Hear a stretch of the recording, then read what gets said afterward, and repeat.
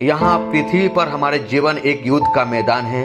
जब तक इस धरती पे जीवित हैं, बाइबल सिखाता है कि हम में से प्रत्येक के कई शत्रु हैं।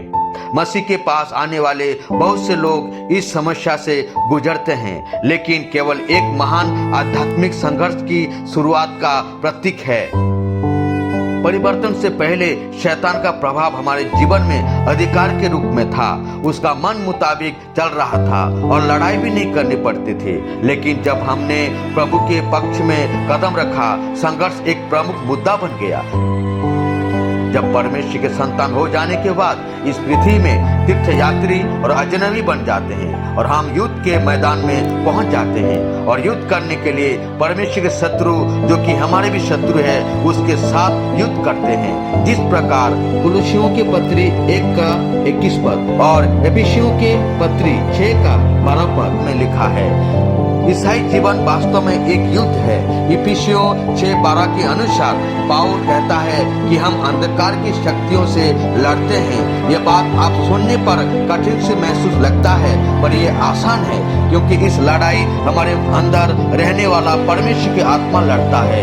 ये हम नहीं लड़ सकते हैं, मगर ये पवित्र आत्मा जो हम में वास करता है और लड़ता रहता है, इसीलिए सरल और सहज हो जाता है। मगर ध्यान है, इस इफिसियों के 6 में युद्ध एक ऐसा युद्ध है जिसे आपको और मुझे करना है, क्योंकि युद्ध एक विरोधी शत्रु है जिसके साथ लड़ना हमें जरूरी है।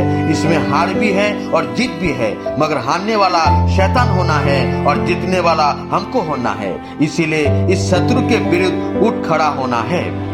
कौन है हमारा शत्रु? कौन है हमारे विरोधी?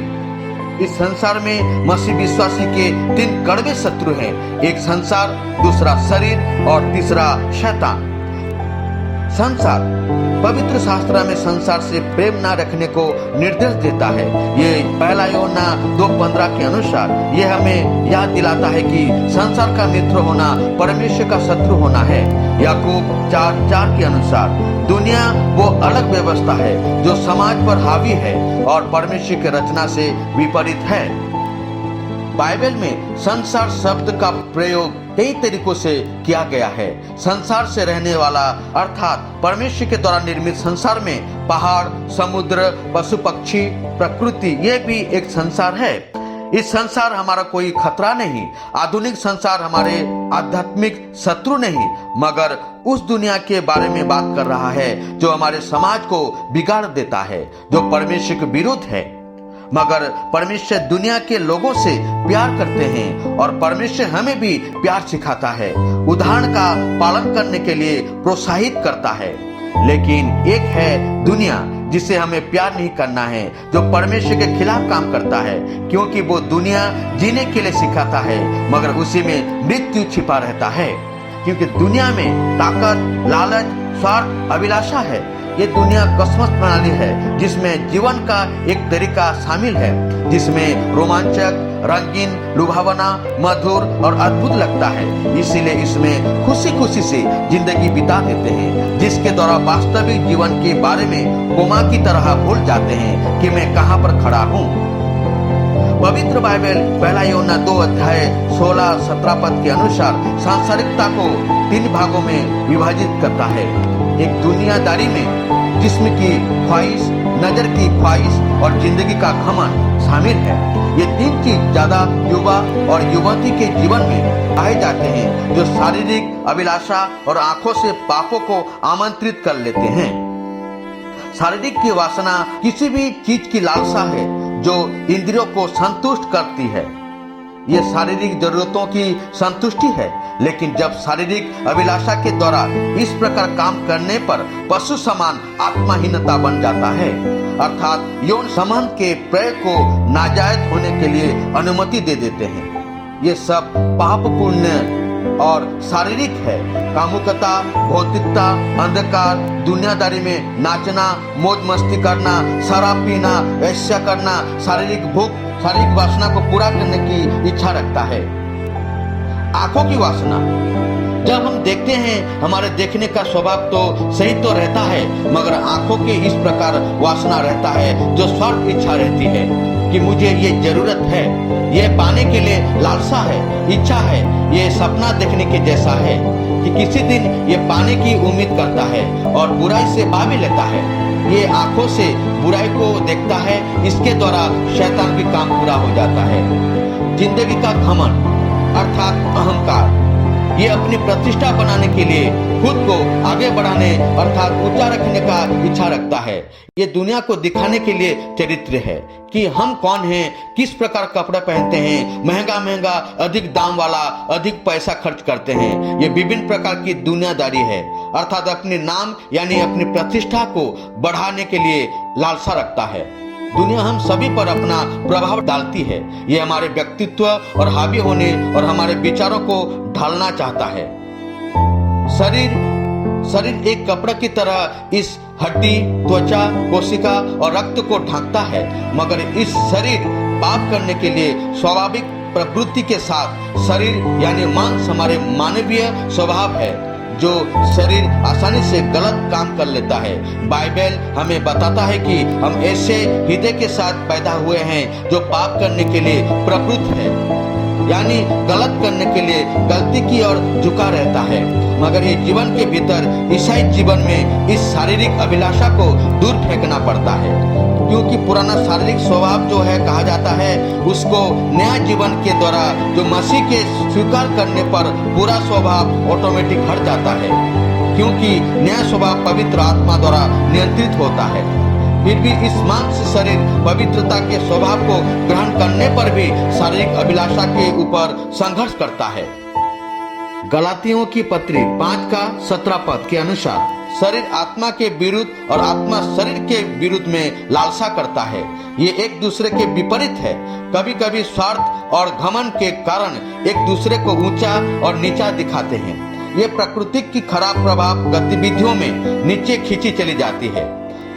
जानवर परमेश्वर से मिला हुआ प्रकृति के ज्ञान के द्वारा जीवित रहते हैं, मगर इस शरीर परमेश्वर के खिलाफ रहता है। जिस प्रकार एक लड़का या लड़की चुपचाप दूसरों को बदनाम करता है, जिसके द्वारा शारीरिक स्वभाव का नाम प्रदर्शित करता है। आदमी इस प्रकार स्वभाव में खुद को खच्चर, लोमड़ी या मुर्गी की तरह काम करते हैं। यह शारीरिक तौर तरीके नया शरीर से दूर रखता है। वो बहुत व्यस्त रखने की कोशिश करता है, मगर नया शरीर जब हम पा जाते हैं प्रभु की स्वभाव पा जाते हैं। लोगों के साथ धैर्य और शांतिशीलता में रहता है, लेकिन पुराना शरीर इसके बारे में परवाह नहीं करता। हम ये नहीं कह सकते कि परिवर्तन के क्षेत्र में हमारी पुरानी पापी लालसा पूरी तरह से गायब हो जाएगा। बाइबल सिखाती है कि पुराना स्वभाव अपने शारीरिक भ्रष्टता के साथ अभी भी है। ये हमारे भीतर रह रहा है, क्योंकि दुनिया का प्रभाव के कारण जब हम घुल मिल रहे हैं वो फिर से उठता है पाप करने के लिए, नीचे की ओर झुकाने के लिए शैतान का काम करता रहता है। गलातियों की पत्री 5:19 से 21 के अनुसार जब तक शारीरिक में रहेंगे तब तक हमें इस शरीर से इस प्रकार काम नहीं करना है। शैतान हर समय बदनामी का सुझाव देता है। शैतान एक व्यक्तिगत शत्रु है। वो परमेश्वर का रचना के विरोध करता है और सच्चे लोगों को प्रलोभित करता है। शैतान के बारे में पूरा जानने के लिए ऊपर कमेंट को क्लिक करके आप देख सकते हैं।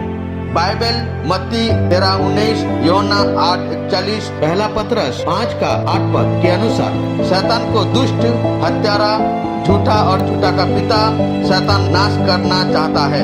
शैतान राक्षसों का बड़ा नेता है। वो दुनिया के ऊपर हावी है और परमेश्वर पर विश्वास करने वाले उद्धार पाए हुए लोगों के ऊपर पराजित करने के लिए खड़ा रहता है।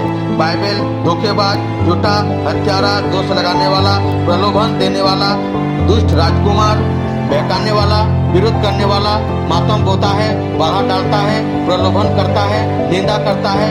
वो बुद्धिमान तो है मगर विनाशकारी है। उसका अपना आराधनालय है। प्रकाशित वाक्य 2:9 के अनुसार अपना सुसमाचार है। गलातियों की पत्री 1:6 के अनुसार उसके सेवक भी हैं। दूसरा कुरिन्थियों 11:14-15 उसका अपना सिद्धांत है। पहला तिमोथी 4:1 यहाँ तक भी उसकी अपनी सामुदायिक सेवा भी है। पहला कुरिन्थियों 10:21 के अनुसार शैतान हमारे मसीह जीवन में बाधा डालने के लिए वो सब कुछ कर देगा जो वो कर सकता है। वो पापी की आत्मा के साथ साथ संत के जीवन के लिए लगातार संघर्ष कर रहा है। शैतान हमेशा खुले और आसानी से देखे जाने वाले रूप में नहीं आता है। वो अपनी तरीकों से किसी न किसी प्रकार से ऐसा काम करता है जो आपके जीवन में पहले निराशा लाता है, ताकि हमारे जीवन में कमजोरी के ऊपर प्रभाव डाले, कि दिमाग में ऐसा विचार डालने की कोशिश करता है कि आप पूरी तरह से असफल रहे हैं। वो परिवार के ऊपर, बिजनेस के ऊपर, भाईचारे के प्रेम के ऊपर, सच्चे मसीह भाई बहन के ऊपर अपना प्रभाव डालता है, ताकि वो सिर्फ प्रेम विश्वास को अलग करता है। ये सब हमें कैसे निपटना है? एक बात तो ये तय है कि हमें उसके विरुद्ध दृढ़ संकल्प लेना चाहिए। जो हमारे इस तीनों शत्रु, जो संसार, शरीर और शैतान, पवित्र वचन जो रोमी 6:11 के अनुसार हमें जानना जरूरी है कि मैं पाप के लिए मर गया हूँ और मैं इस अपने ऊपर हावी नहीं होने दूंगा। हमें आत्मा से चलना होगा। और गलातियों की पत्री 5:16 कहता है कि हम शरीर की लालसाओं को पूरा नहीं करना, आत्मा में चलना, यानी पवित्र आत्मा हमारे ऊपर अधिकार होना और शैतान को प्रत्येक काम को विरोध करके उस पर विजय प्राप्त करना है। हमें सचेत रूप से परमेश्वर की इच्छा को हमारे जीवन में पूरा होना है, जैसा बाइबल में कहा गया है। शरीर को दुनिया के भोग विलास में दूर रहना है। पहला पत्रस 2:11 के अनुसार हमें निरंतर स्वयं को पाप के लिए मरा हुआ मानना चाहिए, जिस प्रकार रोमियो 6:11 कहता है, मैं पाप के लिए मर गया और यीशु में जीवित हूँ। इसीलिए इस शरीर में बुराई को अपने ऊपर हावी नहीं होना है।